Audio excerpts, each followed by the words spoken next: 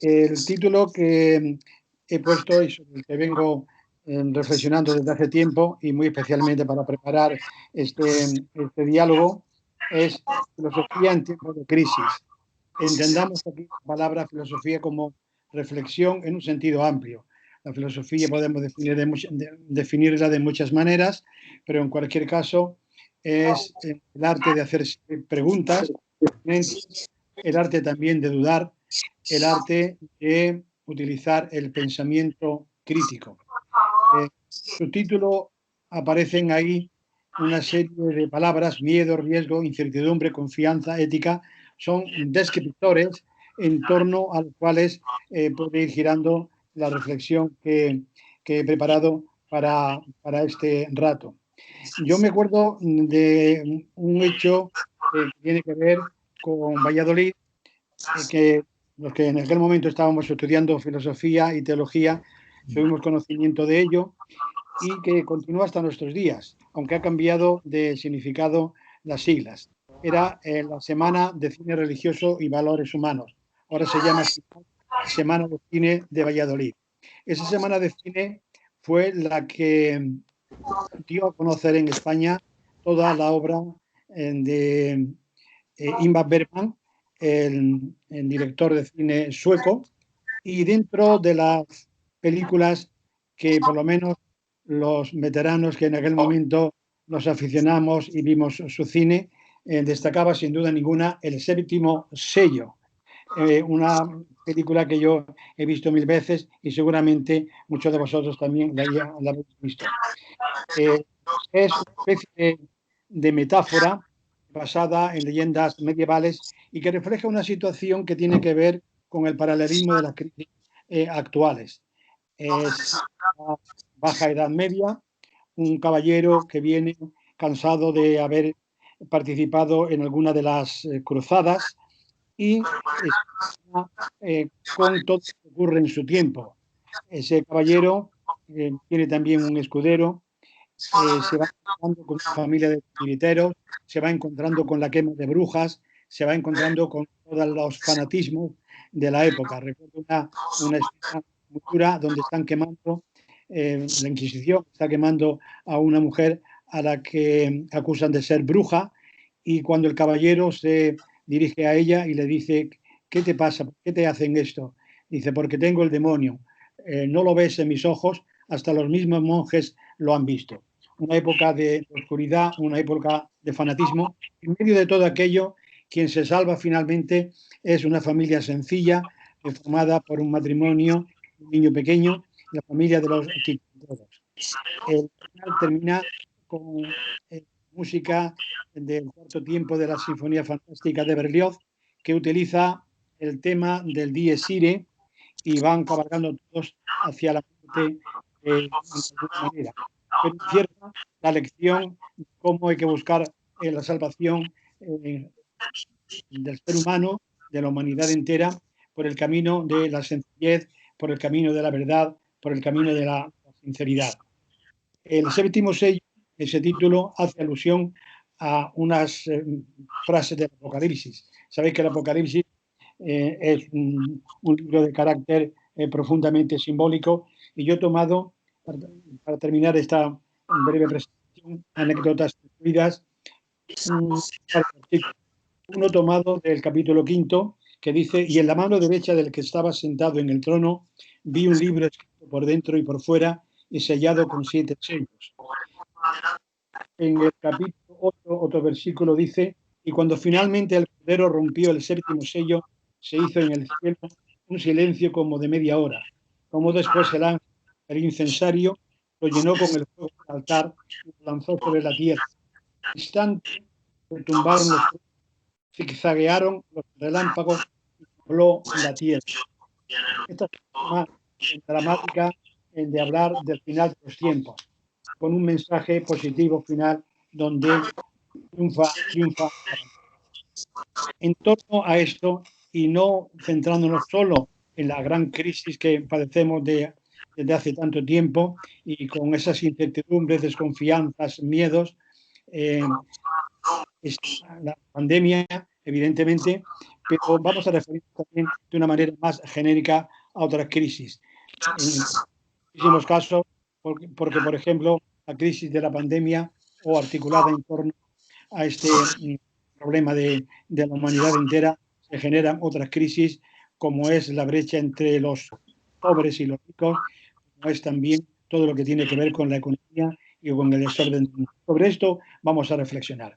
Y vamos a empezar primero por contextualizar la reflexión. Por tanto, Luis, pasamos a la siguiente pantalla. El contexto. Evidentemente, vivimos un mundo que está afectado por lo que podemos llamar miedo líquido. Sabéis que este adjetivo líquido lo empleó por vez primera, por lo menos en nuestro tiempo, Zygmunt Bauman, filósofo y sociólogo polaco, que falleció hace un par de años y que lo aplica a la sociedad difusa de nuestro tiempo. Hay otros que están hablando hoy, a raíz de las crisis actuales, de lo que es un miedo líquido. Un miedo que se mete en los poros de cada uno de nosotros y también en los poros de la humanidad. Ese miedo líquido tiene que ver con la incertidumbre que genera, con las urgencias que tenemos para solucionar muchos problemas que se nos presentan, además de una manera inmediata, así lo quisiéramos, con una complejidad que a veces, si la olvidamos, nos hace simplificar mucho las cosas cuando realmente son eso, complejas.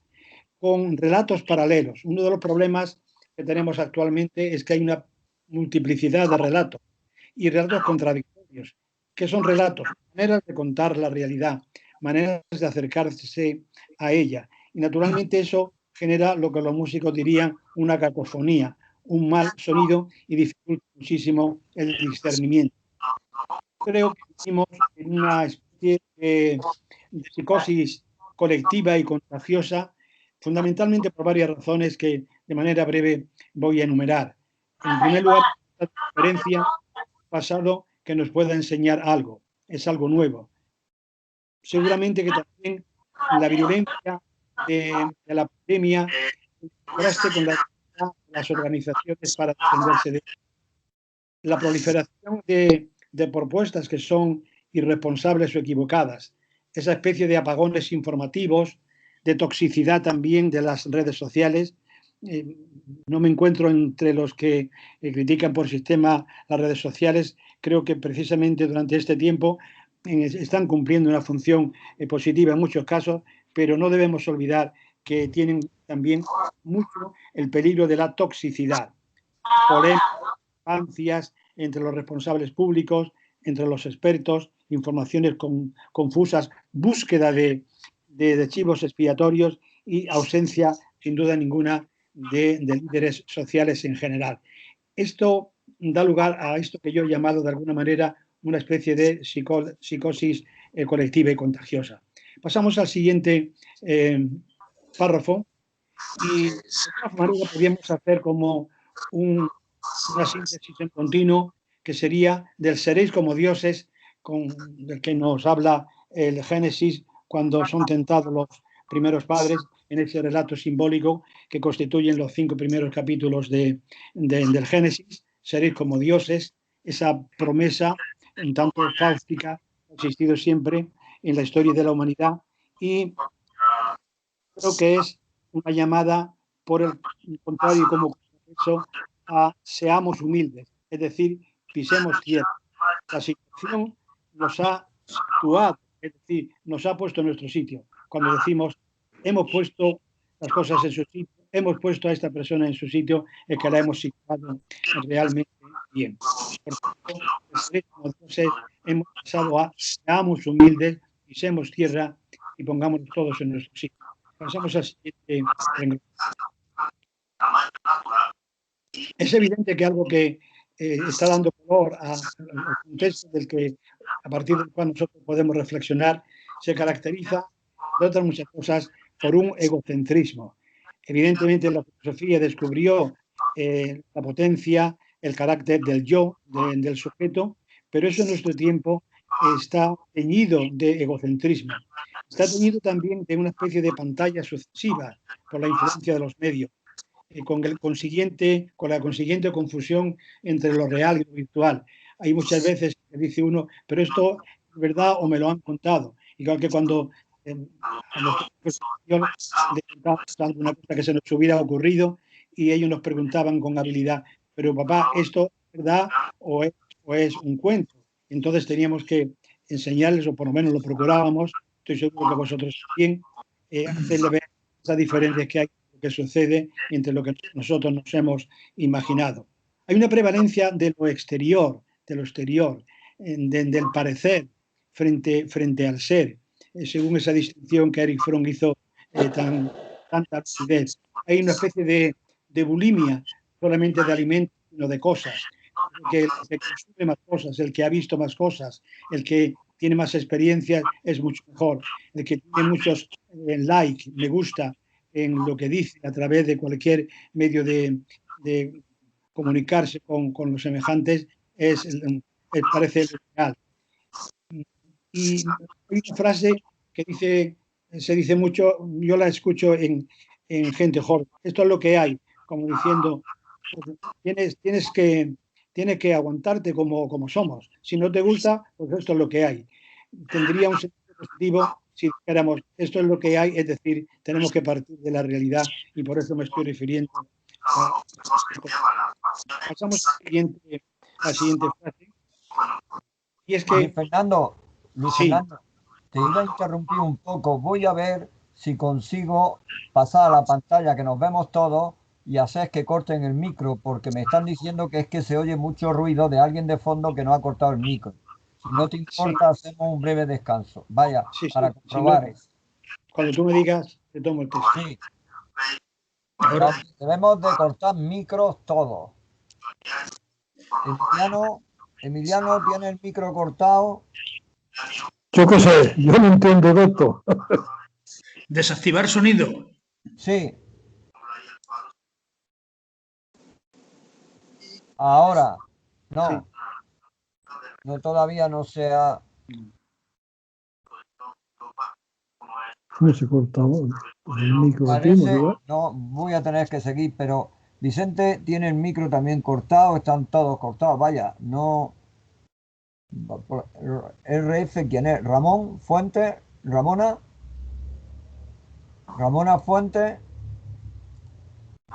Pues si no me contesta Ramona, quito de aquí. Audio. Ya le desactivo. A ver, ¿se ha quitado el sonido ya? Ya sí se ha quitado, ¿verdad? Luis Fernando, ¿puede hablar? Sí, perfectamente. Vale, conforme. Pues entonces era Ramona Fuentes, que no sé quién es. Ya le he desactivado yo el sonido. Pero se lo voy a desactivar sonido también a Ana, que lo tenía conectado. Vale, ya el ruido lo hemos quitado. Conforme sigo, mirad, es que es preferible que se vea... No, ya está. Ya está, gracias, tío. ¿Estás conectado? Sí, gracias. Antonio. Venga. Vamos a ver, Juan Ramón. Gracias, Antonio, Juan Ramón gracias. Quita, ahora ha entrado Juan Ramón, pero tiene el micro encendido. Apaga el micro, Juan Ramón. Vale. Bien, bueno, pues seguimos. Decía que Luis Fernando Vilcher preferimos que vaya saliendo el PowerPoint. Conforme, pues seguimos con él. De acuerdo. Estamos en la cuarta. Ahora sí se oye bien. Sí. Se pone a pesar de todo. Sí, estamos haciendo una descripción que no quisiera que fuera como la del séptimo sello, realmente tremenda, pero es realista en cualquier caso. Y como contraste, estamos encontrando dentro de este mismo contexto que nos sirve de base para entender la realidad, respuestas sanas, diríamos, desde la perspectiva psicológica y positivas desde un punto de vista de reflexión filosófica. Donde hay una solidaridad social y una especie de terapia colectiva. Yo lo aprecio en muchísima gente. Yo creo que está habiendo una especie de reencuentro con los sentimientos, dándole importancia a lo que son los sentimientos. La gente, a través de las redes sociales y de muchas maneras de llamadas, a amigos, a conocidos, etcétera, están dándole, digamos, sentido, salida a esta gran crisis que está asolando al mundo y que no es ni más ni menos la única y no sé si la más importante, pero sí que lo es de envergadura. Reencuentro con los sentimientos. Y por último, en esta pantalla, yo me refiero a las reflexiones filosóficas que nos vamos a hacer y que pueden ayudarnos a hacernos preguntas. Yo creo que el filosofar adecuadamente, reflexionar, es ser capaz de hacerse buenas preguntas y nuevas preguntas cada vez, porque si hacemos las viejas preguntas de siempre, encontraremos las mismas respuestas, aunque ninguna de las respuestas que nos ha dado la historia del pensamiento tenga completamente lo que podríamos llamar la solución. Tenemos que generar un nuevo relato filosófico, un nuevo relato reflexivo. El miedo se ha colado en nuestras vidas, la preocupación, la incertidumbre, el miedo se ha licuado y tenemos que escapar de él y decir adiós a muchísimas cosas. Este es un poco el fin que desde el contexto nos proponemos con las reflexiones con las que vamos a continuar. Pasamos a la siguiente diapositiva.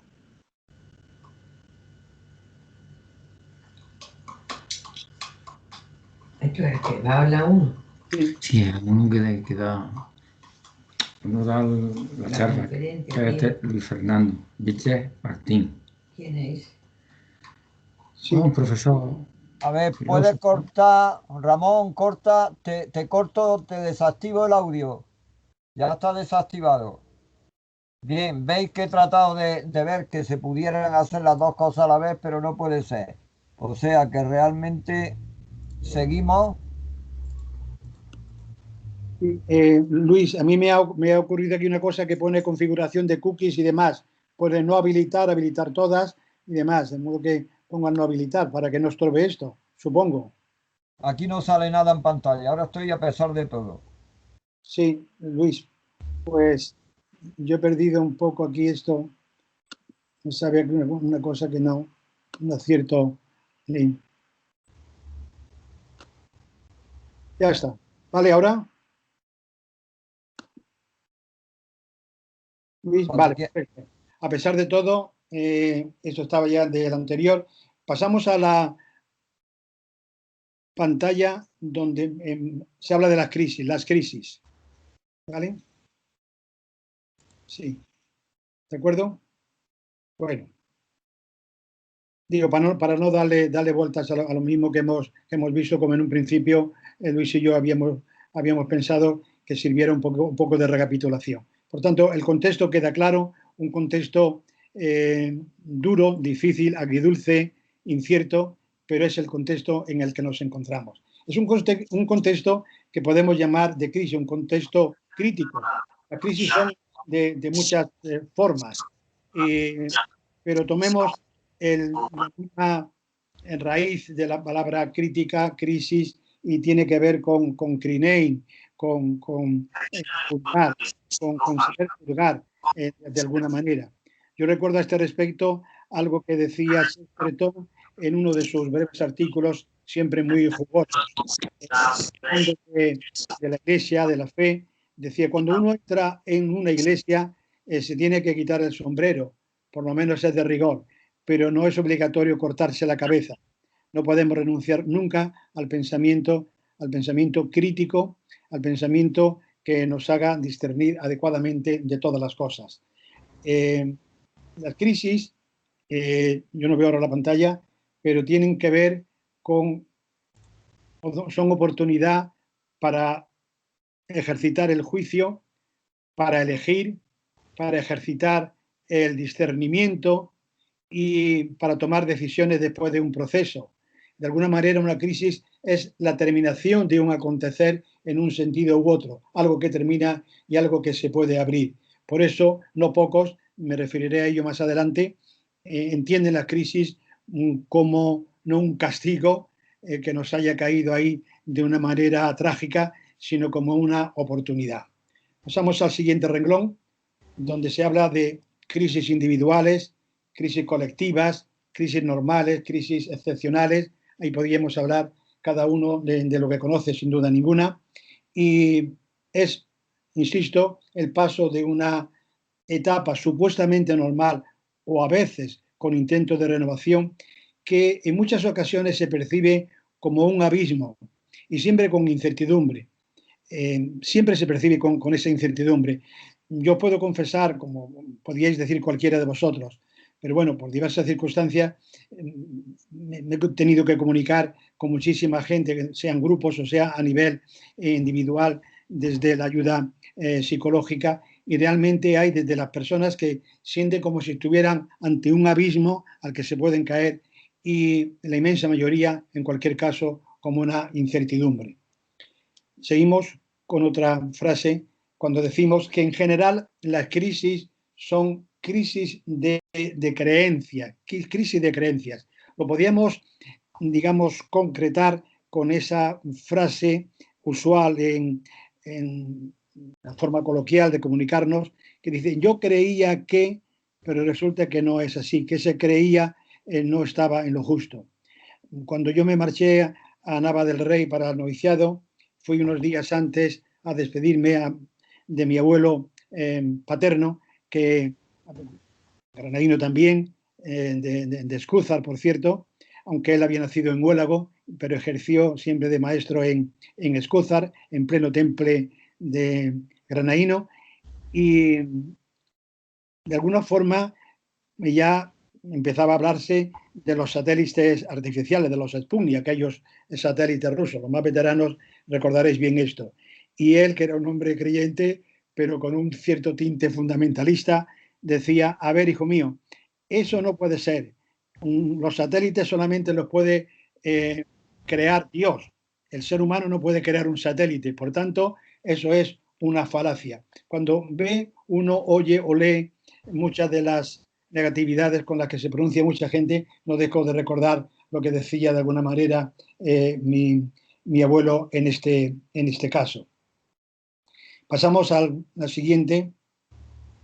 El ser humano, en cualquiera de los casos, es constitutivamente crítico. El ser humano es un problema para sí mismo. El ser humano es problemático. Aquella frase famosa: Houston, tenemos un problema, nos lo podríamos aplicar cada uno a nosotros. Tenemos un problema, y el problema somos nosotros mismos. Yo el otro día, como sin duda ninguna vosotros también, los que pudisteis hacerlo, seguimos con cierta emoción, recordando también el año 69, cuando el ser humano puso el pie por vez primera en la Luna, con esa especie de aterrizaje angustioso del robot que han mandado a Marte. Y todo esto nos hace pensar en ese cambio de época, en ese cambio epocal, efectivamente, de una etapa a otra, sin duda ninguna. Cuando hace 5 o 6 veranos me pasé un mes entero en Ecuador para dar un curso a profesores, la mitad del tiempo, 2 semanas en Quito y otras 2 semanas en Cuenca, 2 ciudades preciosas, por cierto.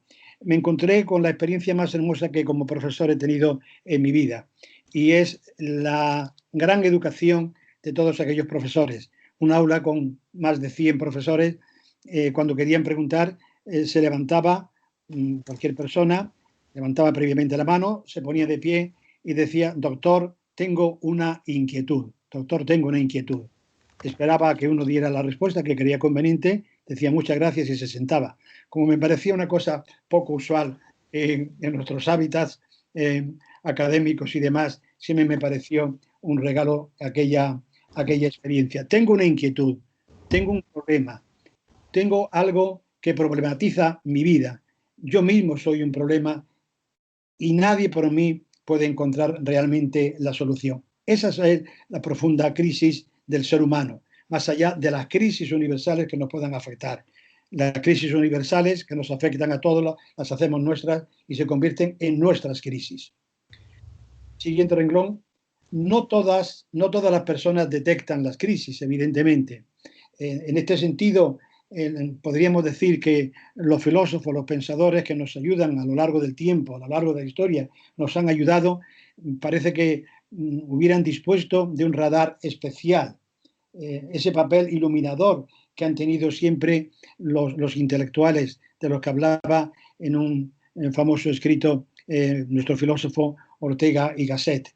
Muchas veces se pregunta uno hoy día, seguro que lo preguntáis, yo veo también muchas de las cosas que unos u otros pues enviáis al WhatsApp colectivo, ¿dónde están hoy los intelectuales? ¿Qué voces con autoridad moral, con autoridad realmente competencial, de competencia, podemos escuchar? Deben ser escuchados, todos podríamos escuchar.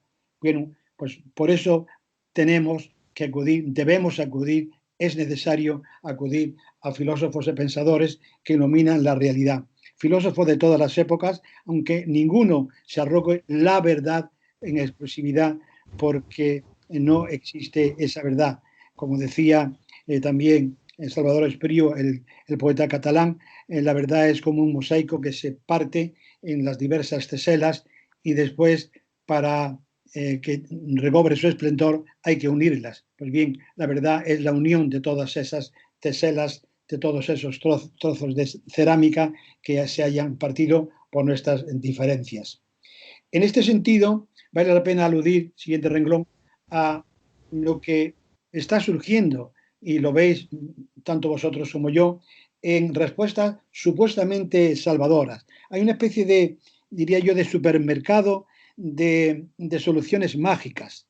No solamente hay que acudir al ya olvidado, ojalá, Trump para hacer referencia a barbaridades, pero en épocas de crisis, en épocas de dificultad, en épocas en que estamos aturdidos, no vemos suficientemente, es normal que surjan esas respuestas supuestamente salvadoras que son como una especie de magia. ¿Por qué?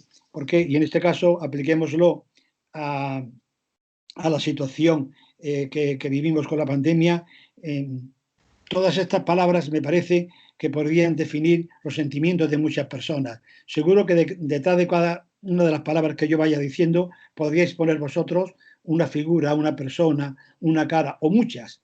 Miedo, aislamiento, soledad, ruptura de hábitos cotidianos. Mucha gente me ha dicho, bastantes por lo menos, dice que yo no sé ni en el día en que estoy, casi ni en la semana. Es más, he perdido un poco el sentido del tiempo, sobre todo en las épocas duras por las que hemos nosotros pasado y hemos atravesado. Dificultades para encontrar alivio en medio de esas incertidumbres, sin olvidar que el miedo, en último término, es una actitud, es un mecanismo defensivo que depende de muchísimas variables, como la idiosincrasia de cada sujeto, son sus capacidades, son su formación y es hasta incluso su sentido común. Pues bien, hemos descrito el contexto con sus pros, sus contras, con esa enorme variedad de elementos, y hemos descrito también lo que son las crisis. Tenemos estos dos polos en torno a los cuales se articula la reflexión. Pasamos a la siguiente pantalla, donde podemos tratar de encontrar algunas respuestas. Lo he dicho o lo he puesto ahí de una manera modesta, porque son algunas respuestas, no son las respuestas. He recogido algunas de ellas que ya en su momento, cuando estudié filosofía y ahora repensando en todo este tema, me han venido a la mente, por ejemplo, la posición de Hobbes, aquel de el hombre es un lobo para el hombre, que también vivió una situación de pandemia en su tiempo y decía que en último término esto tenía que solucionarlo el Estado, era cuestión del Estado. Es como cuando decimos nosotros que lo arregle el ayuntamiento, que lo arregle la comunidad, que lo arregle el gobierno central o que lo arreglen desde Europa o desde el mundo mundial. Es decir, siempre esperando a ese papá supremo que nos soluciona los problemas. En el punto contrario se sitúa, por ejemplo, Albert Camus, especialmente en obras como La peste. Por cierto, cuando yo hacía filosofía y teología en Valladolid, representamos alguna obra de Camus. Creo que el protagonista fue Pascual Hernández Hidalgo, que lo hizo muy bien, tenía una vis de actor realmente extraordinaria. Y este pone el acento justamente lo que quizá a mi modo de ver puede ser más defendible, que es que las crisis pueden ser oportunidades si las sabemos reconvertir bien. Está la posición conocida de los que son conocidos como Lumière, es decir, todos los racionalistas, fundamentalmente en torno al siglo XVIII, que dan mucha importancia a la conversación, al hecho de conversar, de poner en cuestionamiento muchas cosas a través de la palabra, a través de la confrontación, a través de la reflexión.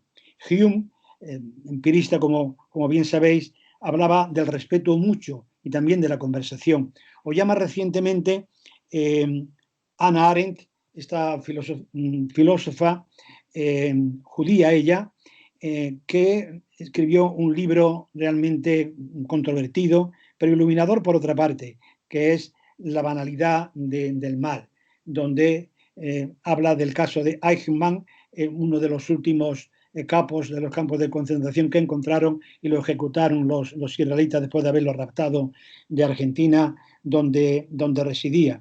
Y ella defiende que naturalmente era un funcionario del mal que estaba obedeciendo unas órdenes. Realmente fue un poco revolucionario porque incluso desde el pueblo judío, desde Israel mismo, no se entendió esa postura. Y esta nos recuerda, sin embargo, en relación con el tema que estamos tratando, cosas importantes como estas. No hay que hacerlo de siempre. La inquietud permanece cuando se pasa de un mundo antiguo a otro nuevo. Por tanto, no hagamos lo de siempre. Y si damos un paso hacia atrás, siguiente frase, nos encontraríamos nada menos con el filósofo por excelencia. Vosotros sabéis muy bien, porque sin duda ninguna que lo habéis compartido en vuestros estudios, cuando todos los filósofos posteriores decían el filósofo ha dicho, el filósofo con mayúscula era sin duda ninguna Aristóteles.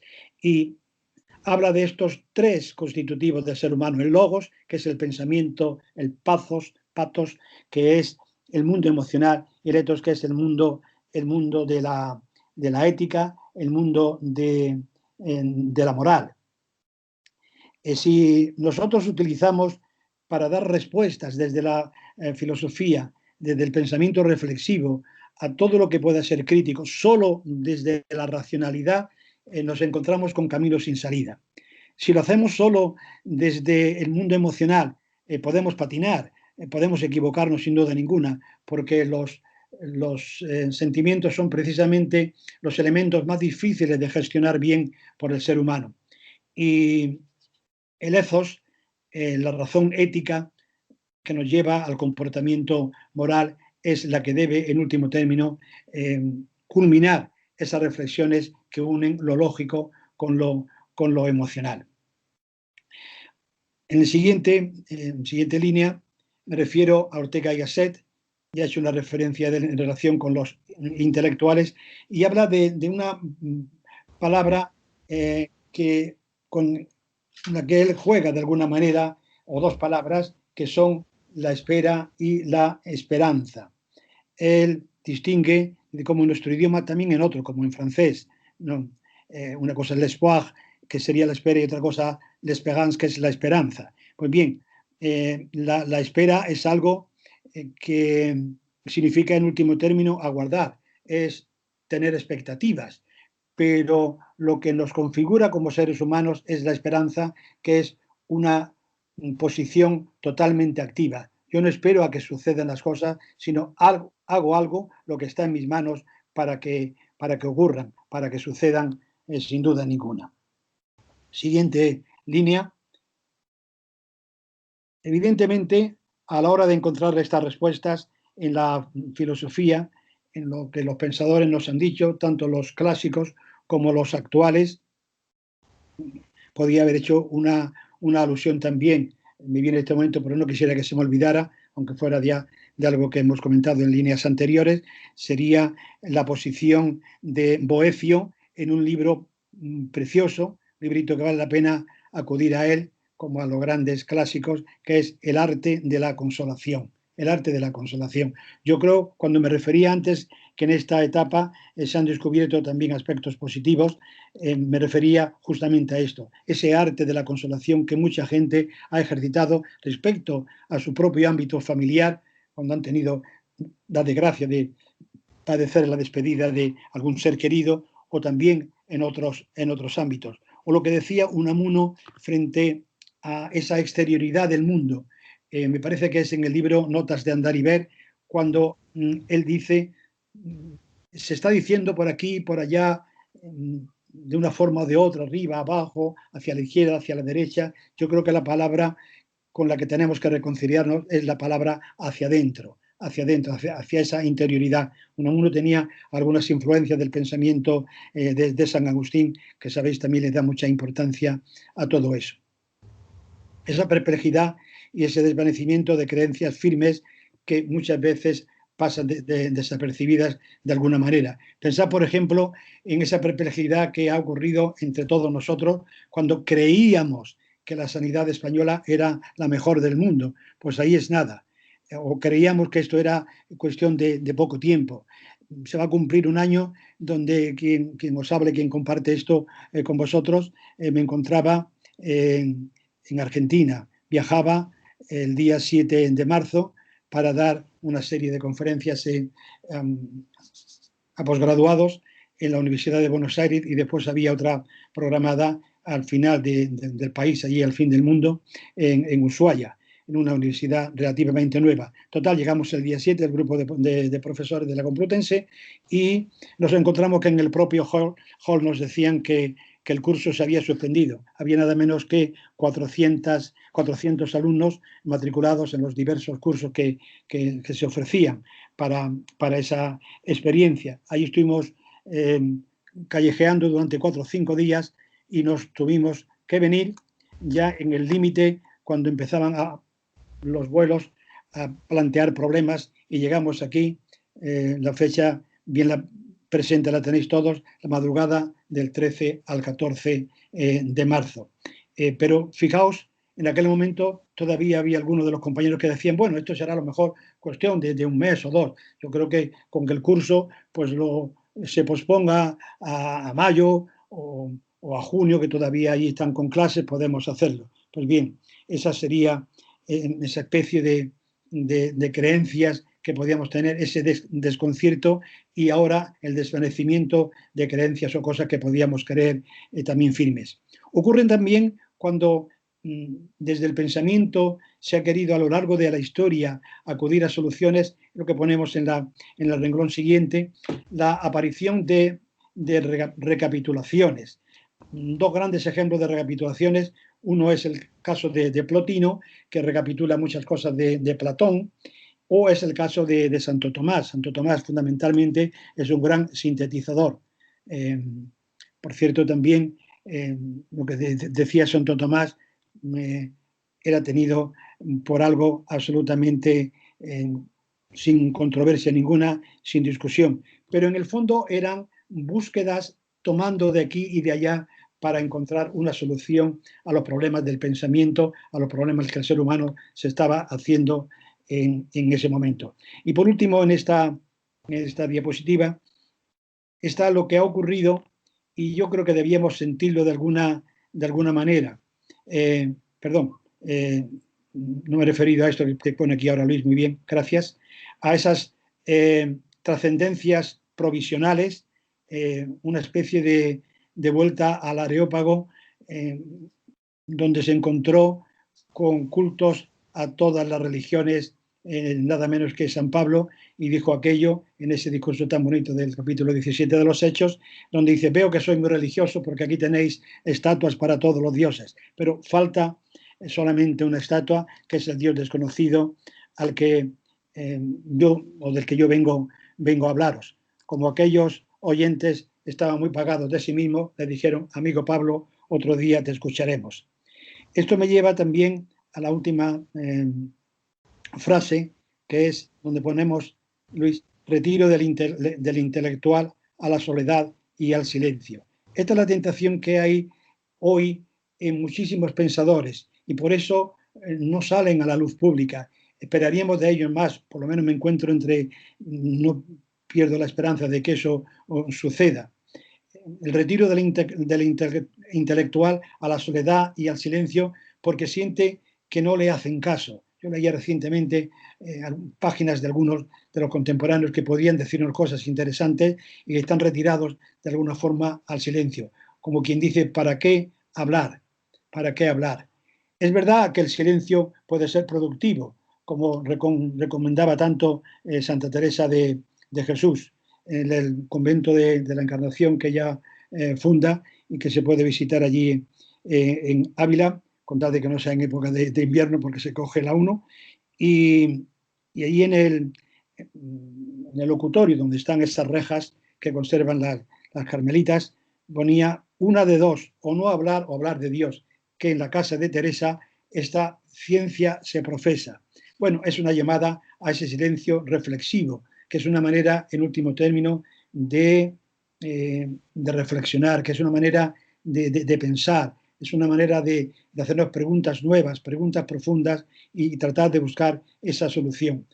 Por cierto, recomiendo un libro precioso que se titula Biografía del Silencio, cuyo autor es un gran escritor y capellán de uno de los grandes hospitales de aquí de Madrid, que se llama Pablo Dors. Biografía del Silencio, un librito pequeño que vale para leerlo uno y también para regalarlo a otras personas si apetece.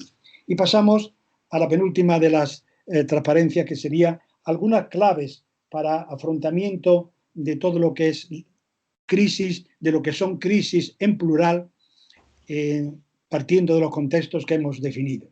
Yo creo que necesitamos, por encima de todo, dosis de sabiduría para conducirla por la vida, no como en un coche automático, porque no tenemos que dejar el volante a nadie, sino utilizar siempre el volante y los cambios de marcha de nuestra propia vida. Cambio de marcha para adecuarnos a los ritmos que la realidad nos está exigiendo. Manejar el volante para que el coche no nos lleve, sino que nosotros llevamos el manejo, o llevemos el manejo de ese propio coche. Escuchar a los sabios, escuchar también a los niños, que son pequeños filósofos. Los que tenéis nietecillos, yo creo que de ellos habéis recibido, podríais contarlo, a veces lecciones de filosofía extraordinarias. Yo recuerdo, me viene a la mente, por asociaciones, obviamente, con quienes estoy compartiendo esta tarde. En mi curso había un compañero que era Amador Ruiz Chica, natural de Pedro Ruiz, que es una pedanía, la verdad es que dudo si es de Santa Fe o de Fontevaquero, creo que es de Santa Fe, Pedro Ruiz. Y tenía un hermano que era Daniel, más pequeño que él. Y recuerdo a Daniel diciéndole a uno de los profesores, dice, padre, ni un suspenso, qué entendimiento que tengo. Bueno, siempre se me quedó esa frase y nos hacía muchísima gracia. Algunos se burlaron un poco de él, pero a mí me hizo gracia lo que el bueno, aquel pequeñajo Daniel, que a lo mejor tenía entonces 12 o 13 años, pues dijo, y que pues a uno le hizo pensar qué importante era para este chaval pues haber sacado adelante todo aquello. Hacer caso a los sabios, como otras culturas hacen caso. El redescubrimiento de los abuelos que se ha hecho vía canguro, vía echar una mano, tendría que ser un redescubrimiento a partir de la sabiduría. Habría que decirle a los nietos siempre que no desaprovechen la sabiduría de sus mayores, que está realmente inserta en lo que un abuelo, una abuela pueden transmitir. La crisis, por tanto, siguiente renglón, debiéramos, no me entretengo demasiado en esto, en oportunidades. Entenderlas como oportunidades, no como contrariedades que nos frustran. Yo creo que una de las cosas que hoy la gente joven no soporta, pero tampoco los mayores soportamos, son las frustraciones. Queremos que todo funcione a base de darle un botón y todo funcione perfectamente y nos ponemos nerviosos si aquello no funciona bien y entendemos que aquello es un chasco, que es una contrariedad y no estamos vacunados frente a esa frustración inevitable que sucede cuando algo bueno desaparece de nuestra vista o cuando algo deseable no lo podemos conseguir. Sin olvidar, renglón siguiente, que no existen esas soluciones más mágicas. No tiene soluciones mágicas en la filosofía, a pesar de que yo esté poniendo el acento en esto, pero simplemente para que nos haga pensar. No existe una respuesta que la de la ciencia, de modo taxativo. La ciencia, evidentemente, es ese acercamiento lo más riguroso posible a la realidad, pero lo estamos viendo. Los mismos científicos, cuántas veces se ponen, confrontan sus propias opiniones. Y eso que hemos asistido y debiéramos asistir cada vez más a grandes trabajos, grandes soluciones que nos dan los científicos. Un voto en favor de la ciencia me lleno de vergüenza cada vez que miro lo que nuestro país dedica dentro de los presupuestos a lo que es la ciencia, como a otras cosas que debiera dedicarle también muchísimo más énfasis, muchísima más importancia.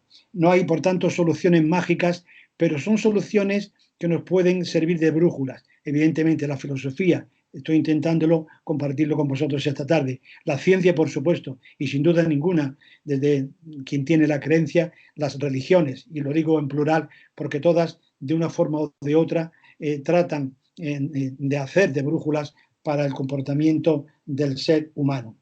Y en el siguiente renglón me refiero a algo que un día tuve ocasión de compartir con vosotros a propósito de lo que he reflexionado y escrito en mi libro Inteligencia Moral. Frente a ese miedo líquido que está circulando por todos los poros de cada una de las personas y de la humanidad, creo que vale la pena apelar a esa inteligencia moral que está hecha de logos, de pazos, es decir, de pensamiento reflexivo, de sentimiento, al mismo tiempo de discernimiento para ver qué es lo mejor en cada caso. Qué pocas veces oímos a las personas que públicamente se pronuncian por el papel que representan en la sociedad, qué pocas veces oímos hablar de esa solución, si es más ética, más impregnada de lo moral que otras. Y también a continuación, en otro renglón, me refiero a gestionar ese laberinto de los sentimientos.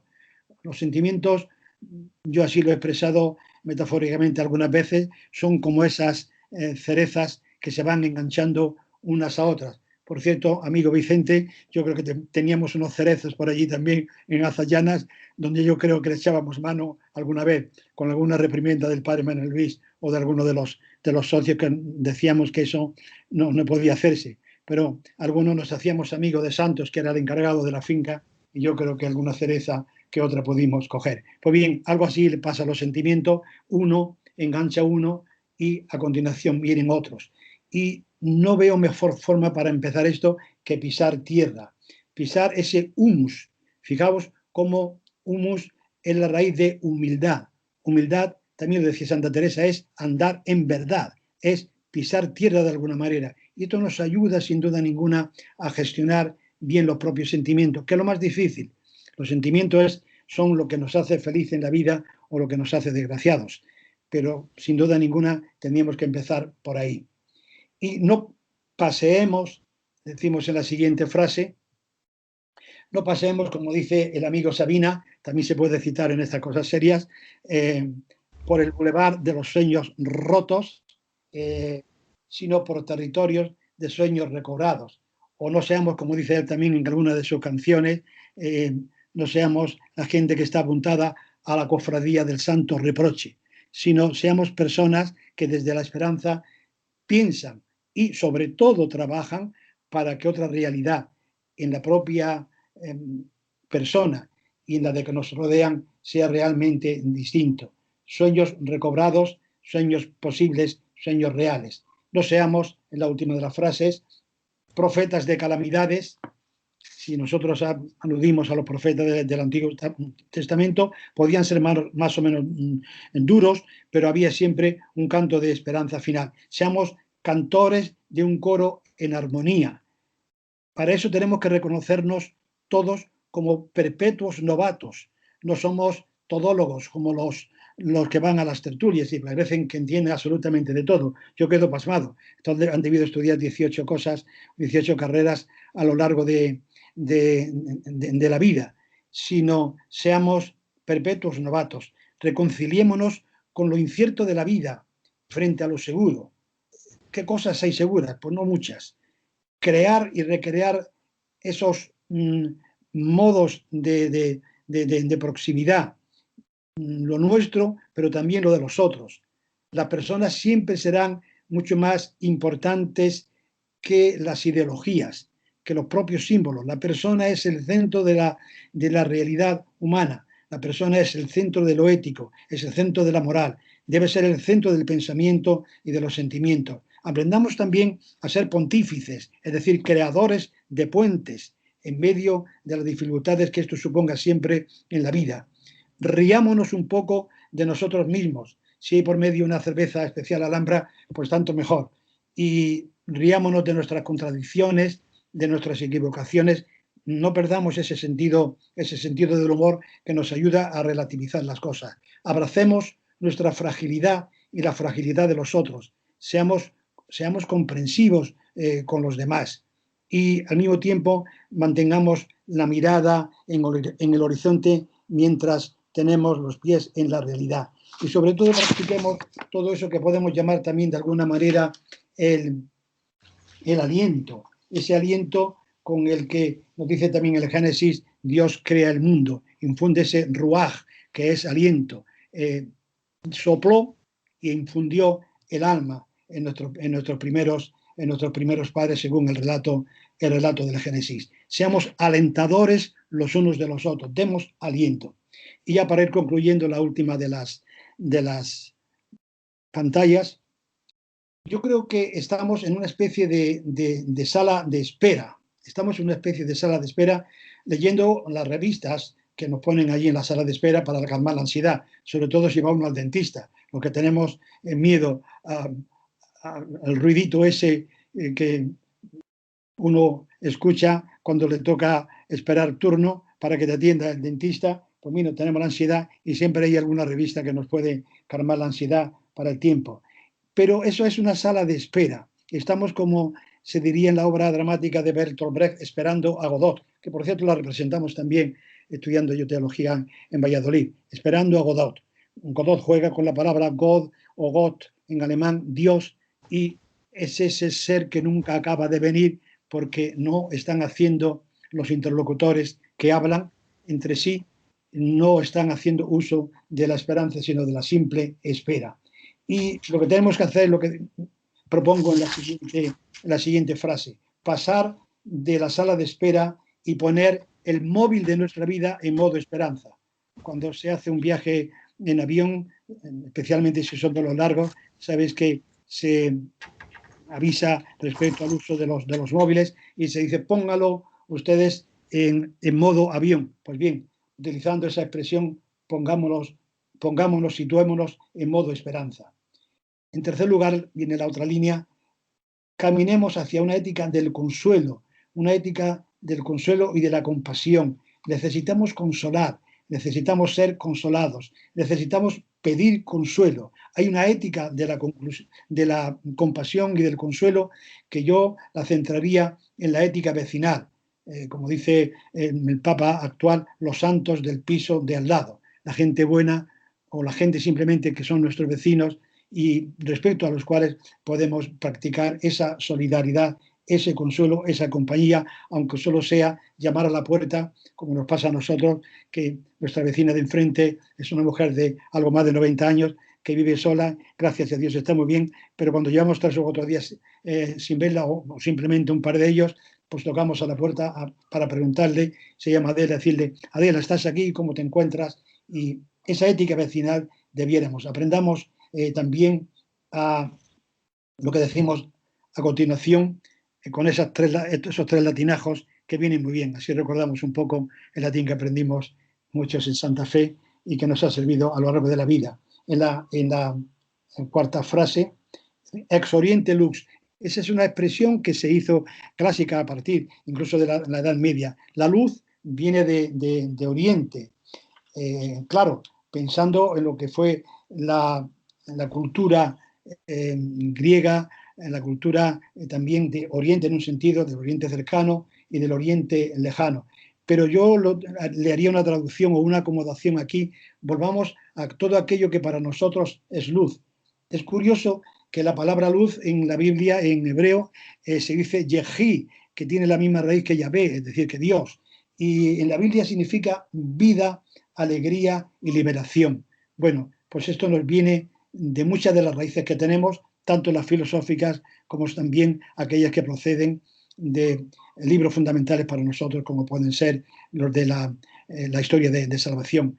La humildad, en el sentido que hemos dicho, pisar suelo, pisar tierra, y ese sursum corda, que es vámonos para arriba, no nos bajemos, pongamos hacia arriba los corazones.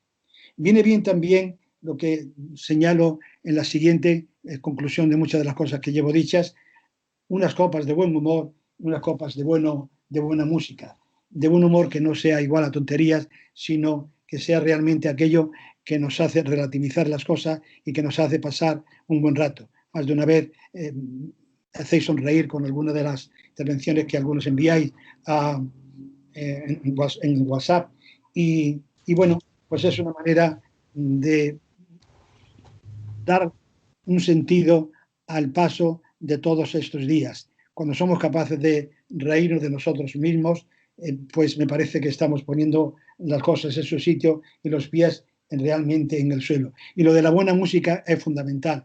Un voto siempre de agradecimiento y de admiración por todo lo que hacéis en el coro San Alfonso, que me parece estupendo, y que yo creo que nos puede acompañar a lo largo de nuestra vida. Perdonadme una alusión puramente personal. Como dice mi primo Carlos, que está aquí también, te he visto por ahí, Carlos, mi hermano Carlos, nombre que abunda en nuestra familia abundantemente, pues estaba en la UCI y ya sabíamos que aquello no tenía remedio, y me dijo: a ver, Luis Fernando, hermano, cántame el Ve ante mis ojos, que lo habíamos aprendido de niños, con una música del compositor Pedrell y letra, como sabéis, de Santa Teresa. Ve ante mis ojos, dulce Jesús bueno, ve ante mis ojos, muérame Dios luego. Ahí, por cierto, a lo mejor lo habéis cantado, una versión a cuatro voces preciosa. Y bueno, pues esa música lo acompañó hasta el último momento de su vida, y no puedo dejar de acordarme de este clima de amistad con el que he tratado de dirigirme a vosotros. A continuación me refiero a un recorrido que podemos hacer, que es del compañerismo a la amistad y de la amistad a la comunión. Yo creo que en buena medida, y me siento muy contento de pertenecer a la asociación de antiguos alumnos, porque para mí ha sido un regalo de la vida, la oportunidad de reencontrarme con vosotros. Ojalá me hubiera podido reencontrar con mucha más gente, y muy especialmente a los que he hecho mucho en falta, que son a los de mi propio curso, algunos ya tristemente fallecidos. Pero yo creo que en gran medida, y lo digo en alabanza vuestra y de quienes trabajáis tan asiduamente y tan esforzadamente en la asociación, pasar del compañerismo a la amistad, creo que ese paso le hemos dado, y pasar de la amistad a la comunión, a esa unión común que tiene tantas resonancias para nosotros en muchos sentidos, naturalmente que muy especialmente en el religioso. Y por último, yo creo que es, frente al miedo, cultivar la audacia. La audacia no es temeridad ni imprudencia, eso es algo compatible, es una actitud compatible con la responsabilidad, y que nos da fuerza para asumir desafíos duros, difíciles, sin amedrentarnos. Una de las grandes frases de Kant, sabéis, por cierto, es el lema de la Universidad de Huelva: sapere aude, atrévete a saber. Si lo extendemos un poquito, atrévete a saber, atrévete a hacer, atrévete a sentir, atrévete a vivir, atrévete a pensar. Yo quisiera, me sentiría feliz si de alguna manera estas reflexiones nos hubieran ayudado a ser audaces, planteándonos las cosas que merecen la pena, las cosas que son importantes, de tal manera que pasemos de ese tou y bou, ese caos del que nos habla el Génesis, a ese final, a ese amén con el que termina el Apocalipsis, con ese cielo y nueva tierra, nuevo cielo abiertos. Y para eso hace falta, termino con otro concepto, el concepto de perseverancia, perseverance, que ha sido el título de, como bien sabéis, de todo lo que ha significado el poner ese robot en Marte. Por cierto, que el nombre, sabéis que se escogió haciendo una especie de lluvia de ideas entre un montón de niños, y dio con él una niña de 14 de 14 años. Perseverancia. Perseverancia en lo que nos proponemos, perseverancia en lo que queremos hacer, perseverancia en lo que queremos ser, perseverancia en la amistad, perseverancia en la esperanza. Y es lo que, sinceramente, de una manera positiva, con un pensamiento positivo, como nos recordaba en un WhatsApp recientemente mi custodiado y querido amigo Antonio Matarí, pues podemos seguir practicando a lo largo de nuestra vida. Y nada más por mi parte. Me gustaría que si queréis decir, preguntar o enfatizar alguna cosa o discrepar lo que a vosotros os parezca bien, y más por mi parte lo que había preparado para compartir con vosotros esta tarde.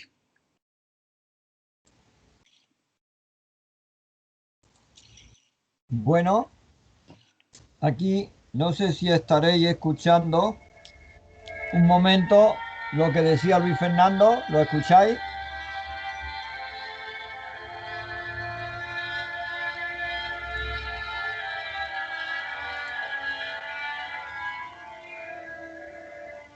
Qué bonito.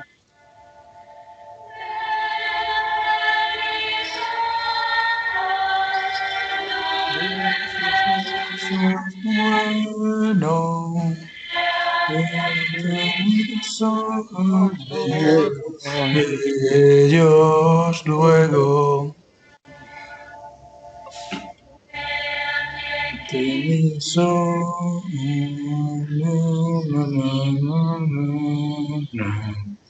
El siguiente intérprete es Bill Jardín.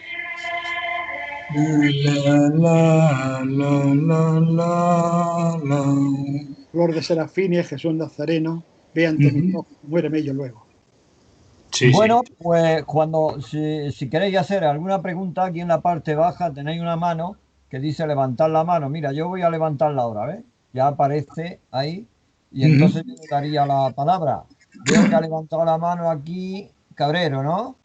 Pues entonces cuando os dé la palabra yo corto el micro y a quien le dé la palabra pues abre el micro. Juan Manuel, tienes la palabra. No he subido la mano. Ah, ¿no? Pues entonces es que yo he visto una mano ahí. A lo Vale, mejor vale. Entonces estaba seguimos ahí. pensando. No, simplemente me parece una conferencia muy para la ocasión, la verdad. Y en fin, creo yo que la filosofía tiene muchas cosas también que decir a la pandemia, ¿no? Como algo positivo, como un medicamento para el espíritu.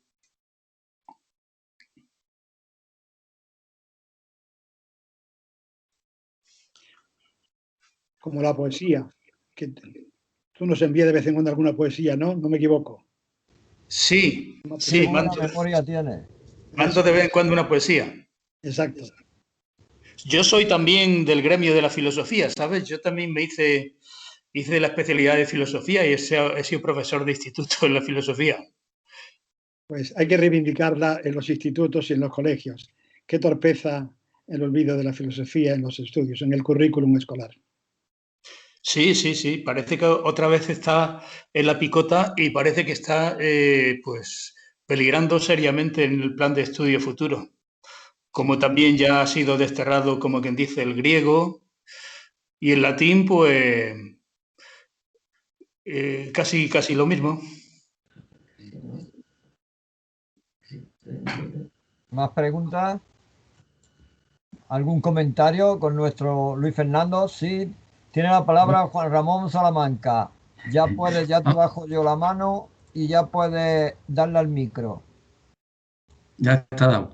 Bueno, yo es que me pregunto, conforme oía todo, que me ha parecido muy luminoso y muy ilustrativo, me lo pregunto muchas veces, pero cuando oigo todas estas cosas, me pregunto yo si los responsables máximos de cualquier estilo, políticos, sociales, religiosos, todo eso, están al tanto por lo menos, aunque sea nada más que por curiosidad, de todas estas ideas y de todas estas corrientes que nos ha expuesto Luis Fernando. Juan Ramón, me alegro mucho de verte así directamente. No has cambiado mucho, ¿eh? Tienes la misma cara que de chavalillo. te conservo muy bien. Juan Ramón, pues no sabría responder a esto. Simplemente mi pura sensación es que una inmensa mayoría, yo creo que no dedica mucho tiempo a pensar, a reflexionar. Y cuando alguien escoge este tipo de caminos, pues le llaman un tipo raro o un friki. Yo creo que debieran todos escuchar a quienes pueden aportar una palabra que merezca realmente la pena. Pero me temo que no son la mayoría los que van por ese camino. Pero eso no quiere decir que no debiéramos los demás perseverar. Debemos perseverar como un martillo pilón que insistimos una y otra vez en esto. Yo por lo menos no me canso. Pues le doy la palabra. Perdón, Fernando. Juan Ramón, perdón, ¿querías decir algo más? No, que yo tampoco me canso. Vale, vale. Pues le doy la palabra a Bartolomé Rivas, que ha subido la mano y yo ahora se la bajo. Bueno, Luis Fernando y amigos, ha sido un placer enorme oírte, tus doctas palabras, tus fundamentadas opiniones, tus magníficas opiniones llenas de intención de moral y de perseverar desde pequeños, casi en el mismo sitio que nos podría, ¿no? Hoy y perduré mucho tiempo. Bartolomé, ¿hay algún problema con tu micro? Porque saltan así como pulsaciones eléctricas y no se oye bien. Es automático y hasta ahora no había dado ningún problema. ¿Va ahora bien? Ahora mismo se oye perfecto, será otro entonces. Sigue, bueno, Fernando, yo, por si antes no me se ha oído, darte las gracias de una forma muy afectuosa, muy sincera, porque tus palabras son sabias, están llenas de argumentos razonables, basados en la propia experiencia, y eso es lo que me posibilita permitirme añadir un par de cositas que se me ocurren al hilo de lo que te oigo, ¿no? Uno de los dos conceptos que a ti y a mí nos enseñaron en la Escuela de Psicología en la evolución de la adolescencia y de la infancia a la adolescencia, como son el conflicto y como es la frustración, ¿no? Bueno, nos lo enseñaron, si me permite utilizar el mismo recuerdo que tenías tú de las cerezas de Azayanas, ¿no?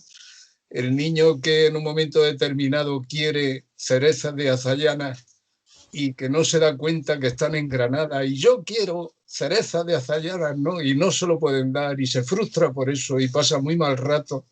Esa es la frustración.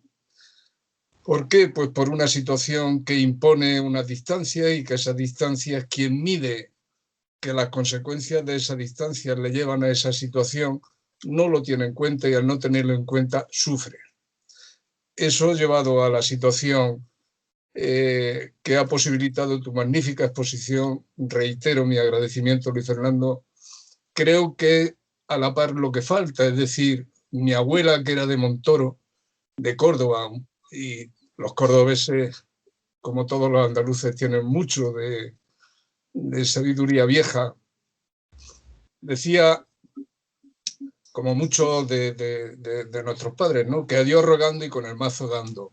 Es decir, los filósofos son filósofos, las soluciones filosóficas están ahí, las hemos oído, han aportado su y nuestro enriquecimiento, han aportado su opinión circunstancialmente, pero lamentablemente la vida ha evolucionado, mandan los que mandan ahora son financieros, creo, fundamentalmente, y no han estudiado filosofía y son los que mandan, ¿no? Entonces ese conflicto puede generarnos frustraciones porque es muy difícil que un magnate económico reaccione apoyándose en principios filosóficos, ¿no?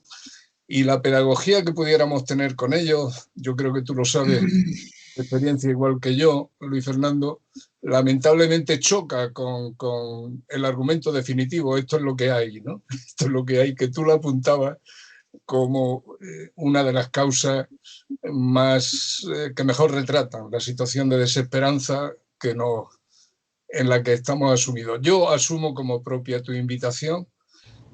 Personalmente apuesto por perseverar y ahí estamos y ahí nos vemos. Gracias, Luis Fernando. Muchas gracias, Bartolomé, por tu reflexión, que la asumo perfectamente y que está en línea con prolongando muy acertadamente lo que he tratado de compartir. Muchísimas gracias por tus palabras.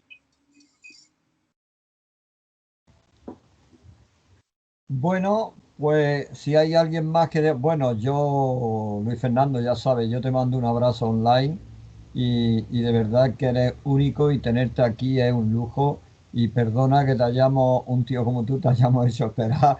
Mira que hemos hecho pruebas. Lo que pasa es que siempre surgen cosas un poco raras. Mira, comentaros, la asociación sigue funcionando. Y como bien sabéis, todos los jueves últimos de mes, como hoy, pues tendremos una conexión. Espero, nosotros estamos súper preparados para hacerlo bastante mejor. Lo que pasa es que tendremos, estamos dados de alta en dos direcciones. Una es Asamblea Antiguos Alumnos y otra es Junta Directiva. Junta Directiva la anularemos para que no haya cambios. Ahora simplemente deciros, mirad, a partir del jueves se entregará, hoy, hace media hora estando yo con esto, pues me acabo de recibir los libros que la Asociación de Antiguos Alumnos, con vuestra inestimable colaboración, se ha podido sacar un libro. Entonces, de la base de lo que hizo la congregación, que lo hizo Antonio Quesada, que fue este librito, ¿lo veis? ¿No se ve? No. Bueno, no se ve el libro, pues bueno, no se ve. Bueno, pues un librito. Hizo un libro de la congregación. Nosotros hemos sacado el libro que se entregará a partir del martes.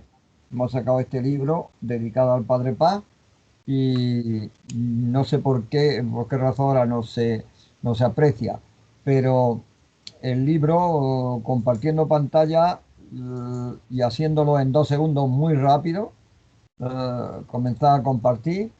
Simplemente comentaros el libro que le hemos dedicado al Padre Paz, y aprovecho la conferencia con Luis Fernando para muy rápidamente enseñaros el libro que a partir de ya, del martes, se va a ir entregando y se enviará a los antiguos alumnos para que puedan recibir este libro, que esperemos que sea, bueno, esperemos, hemos querido que sea un homenaje a nuestro querido Padre Paz. Pues este es el libro.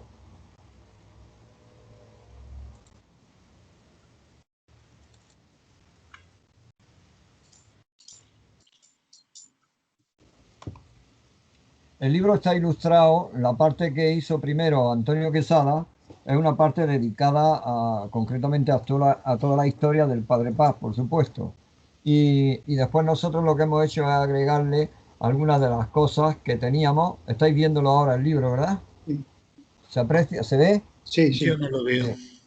Pues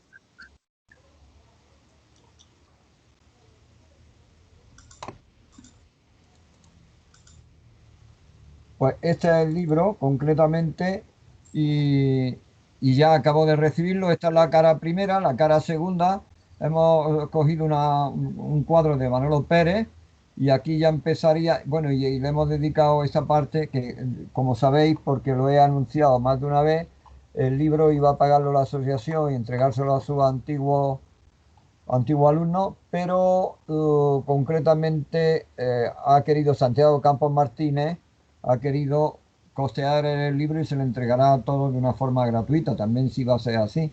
Aquí la primera parte está dedicada a toda la vida del Padre Paz, unos capítulos bastante bien hechos que le ha hecho Antonio Quesada, redentorista que está aquí en Granada, y esto se ha hecho como una necrología para que se guarde en la congregación. Pero entonces, al caer en mis manos, pues entendí que nosotros podíamos utilizarlo para hacer un homenaje al Padre Paz, pues agregándole algo más. Entonces, hasta la página 66 es lo que ha hecho Antonio Quesada y es lo que habla del Padre Paz. Espero no marearlo del todo. Y una vez que termina esta parte, pues comienza ya lo que concretamente es la parte de la asociación y lo hemos titulado así: Asociación de Antiguos Alumnos Redentoristas de Santa Fe, fruto del interés, dedicación y cariño del Padre Adelino María García Paz. Aquí viene la entrega cuando estuvimos en Astorga entregándole el cuadro que se le hizo y mirad, esta chaqueta de punto que lleva y aquí que lleva una cosa blanca, ahí dice AARR, que fue que se la llevamos de obsequio. Pero realmente creo que es la Rebeca que menos tiempo ha estado puesto, porque se la puso, cogió el cuadro, se sentó y se la quitó. Y se puso la que traía. Como era el padre. Aquí una carta del padre Laurentino preciosa, preciosa.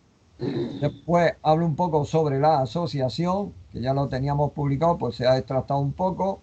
Y simplemente deciros a continuación, viene las condolencias recibidas. Ramón Molina, Benito Juez, Carlos López, etcétera, etcétera. Y una vez que terminamos de recopilar todas las condolencias que creía importante que no se perdiera, he puesto una página dedicada a Cumbre, que como sabéis también fue fruto del Padre Paz y que próximamente se publicará. Y después vienen vivencias recogidas en la web, vivencias que nos han llegado a nosotros. Por ejemplo, Luis Fernando Vilches, pues habla aquí un poco de la vivencia que tuvo con el Padre Paz y el seguimiento que hizo, o de Emiliano Rodríguez, o de Manuel Pérez Molina, o de Carlos López Sánchez, etcétera, etcétera.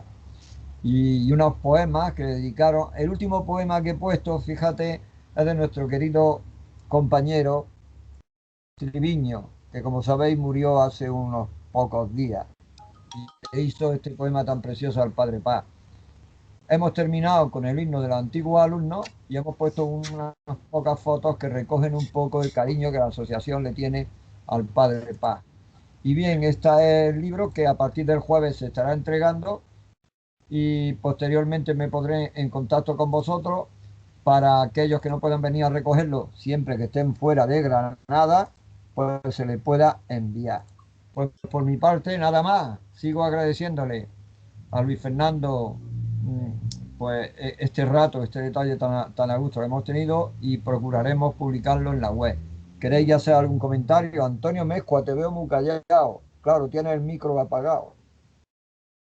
Pues hombre, darle las gracias a Luis Fernando por su buena disposición siempre y que lo que queremos es que esto no se quede aquí, sino que se repitan estas conferencias tan magistrales que él sabe dar y con esa preparación tan profunda que tiene, y que a todos nos viene bien recordar y sobre todo pues sacar aprovechamiento moral que tanto nos hace, aunque estemos ya mayorcillos, siempre nos viene bien estas reflexiones porque son muy de agradecer y son experiencias que nos reconducen de alguna manera a la vida, ¿no? Y nos hacen que no nos sintamos tan huérfanos y nos hacen que nos sintamos más alegres, más optimistas, y eso también hay que valorarlo. Es muy importante. Pues muy bien. Yo lo que lamento es que no se haya podido conectar más gente, pero bueno, los que hemos estado y ya está. Otra vez estaremos más. Luis. Algunos estarán viendo al Granada. Quisiera dar las gracias de nuevo, personalizarlas si queréis. Estáis todos, por supuesto, con igual cariño, igual amistad. Pero mi compañero y condiscípulo Paco Durán Cañizares, también te he visto por ahí. Y me alegro que Montefrío aparezca siempre entre los pueblos singulares y bonitos de España. Y un abrazo para todos vosotros. ¿Cuándo me gustaría estar viviendo en Granada? Por lo menos por temporadas. A ver si alguna vez eso se hace posible. Muy bien. Muchas gracias. Muchas gracias. Nos pedimos con la canción que ha dicho Luis Fernando. Granada 1, ha metido allí uno el Granada, ha metido. ¿No ves? Hombre. ¿Quién es el que habla? Qué bien. Pues hijo mío, hemos dado un putazo. Acabo de activar el micrófono y te doy muchísimas gracias por todo lo que nos has comentado, Luis. Un abrazo a todos. Muchas gracias. Gracias a ti. Un abrazo a todos también de mi parte. Ya te daremos un aplauso cuando estemos presentes. Hasta la próxima. Muchas gracias. Gracias a vosotros. Nos vemos pronto otra vez. Yo creo que, aunque se ha tenido esos primeros fallillos, pero bueno, el mes que viene tenemos la conferencia, va a ser de arte y la va a dar Manolo Pérez. Fenomenal. Bueno, vamos cambiando de tema entonces, sí, vamos a ir de disciplina. De tema. Vamos a ir cambiando, tenemos muy buena gente que puede darnos muchos temas y muchos ratos como el de hoy. Estupendo. El de hoy ha estado magnífico. Muy productivo además. Un abrazo a todos. Ya se pondrá en la web. Un abrazo. Igualmente a todos. Venga, igualmente. Pasad buen fin de semana. Adiós. Adiós. Se ve que no queremos irnos. Estamos a gusto. Estamos saliendo. Bueno, venga, prepárate. Luis Fernando, muchas gracias, hijo. Todo perfecto. Lástima que hemos tardado tanto a la entrada. No, por Dios, eso no hay conferencia que se precie que no haya alguna cosilla de esas. Eso es normal, ¿eh? Mira, no sé quién será Oilimemac. ¿Quién es Oilimemac 43? Soy Emilio Macías de Bilbao. Emilio Macías Medina de Bilbao. ¡Hombre, Emilio Macías, Vicente! Mira, un abrazo, Luis. Un abrazo, Luis Fernando. Sí. Lo más cariñoso posible. La conferencia completa, ¿no? Sí. He estado desde los primeros. Luis, ha sido un enorme placer poder estar oyéndote. Emilio, te recuerdo mucho, ¿eh? Que conste. Yo desde luego, muchísimo, desde luego, te estimo muchísimo. Bueno, pues nada, que te conserves bien, ¿eh? Igualmente. Y a todos los demás, pues agradecidos por invitarme a estar con vosotros. Ha sido un placer, Macías. Vicente te tiene muy presente en todo. Es que era yo de su curso. Muy bien, un abrazo. Bueno, adiós. Conforme repetiremos. Hola, un abrazo. Muchas gracias y adiós.